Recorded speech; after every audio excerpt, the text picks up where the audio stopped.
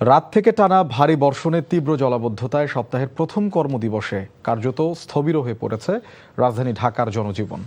ঢাকার বিস্তীর্ণ এলাকায় সৃষ্টি হয় জলাবদ্ধতা, ফলে চরম ভোগান্তিতে পড়েন অফিসগামী মানুষ, নিম্ন আয়ের কর্মজীবী এবং জরুরি প্রয়োজনে বের হওয়া নগরবাসীরা। জলাবদ্ধতা, যানজট ও যানবাহনের সংকটে নাগরিক দুর্ভোগের চিত্র তুলে ধরেছেন নিয়ামুল আজিজ সাদিক। ব্যস্ততম নগরীর বেশিরভাগ রাজপথ জলমগ্ন।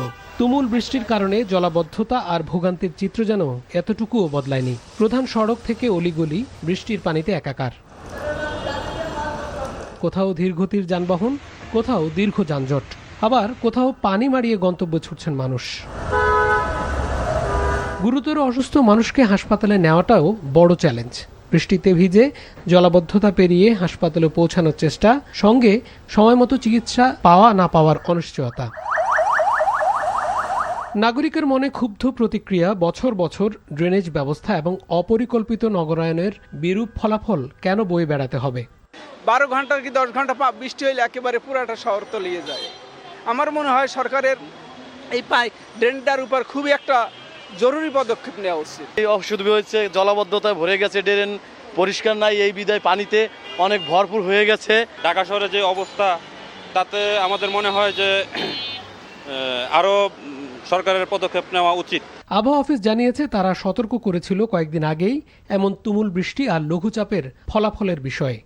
ভারী বর্ষণের আশঙ্কা কিন্তু আমরা গত 4 তারিখে চট্টগ্রাম এবং সিলেট বিভাগের জন্য কিন্তু ভারী বর্ষণের একটা সতর্ক সংখ্যা জারি করেছিলাম। এখন কিন্তু দেশের অধিকাংশ অঞ্চলে বৃষ্টিপাত হচ্ছে, কিন্তু 48 ঘন্টা পরে আমরা যেটা দেখি বৃষ্টিপাত হবে, হালকা থেকে মাঝারি বৃষ্টিপাত হবে। পলিথিন ফেলায় সবগুলো ড্রেন বন্ধ করে রাখে, পানি নিষ্কাশন হয়ে যে যাবে। এই যে এখন আমি এখান থেকে হাইটে আসলাম, এর মধ্যে যে স্পঞ্জ, বড় বড় কাপড় সব দিয়ে ড্রেনের মধ্যে থুয়ে দিছে, তো এগুলো দিয়ে পানি যাবে কিভাবে? সপ্তাহের প্রথম কর্মদিবসে ভোগান্তিতে পড়েন কর্মমুখী মানুষ, জরুরি প্রয়োজনের মানুষ। গণপরিবহন সংকট, জলাবদ্ধতা আর যানজট, 3 সংকটে নাকাল নগরবাসী। কষ্ট অনেক ভোগান্তি হচ্ছে। পানি প্রচুর, 10 নম্বর প্রায় অর্ধেক কোমর অবধি পানি। যে কাজ এগুলো করতে পারতাছি না, তো গাড়িও বন্ধ হয়ে যায়। আজকে পুরা মার্কেট বন্ধ, আজকে পুরা দোকানদারি বন্ধ, অনেক টাকা লস।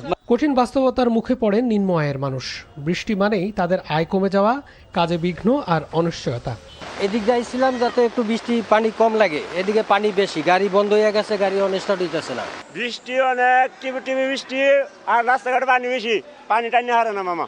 ভারী বর্ষণ ও জলাবদ্ধতার কারণে রাজধানীর বিভিন্ন স্কুলে চলমান অর্ধবার্ষিক পরীক্ষা স্থগিত করা হয়েছে। আগামীকাল থেকে ধীরে ধীরে বৃষ্টির পরিমাণ কমে আসতে পারে বলে জানিয়েছে আবহাওয়া office. Niamul Aziz Sadiq, NTV news, Dhaka.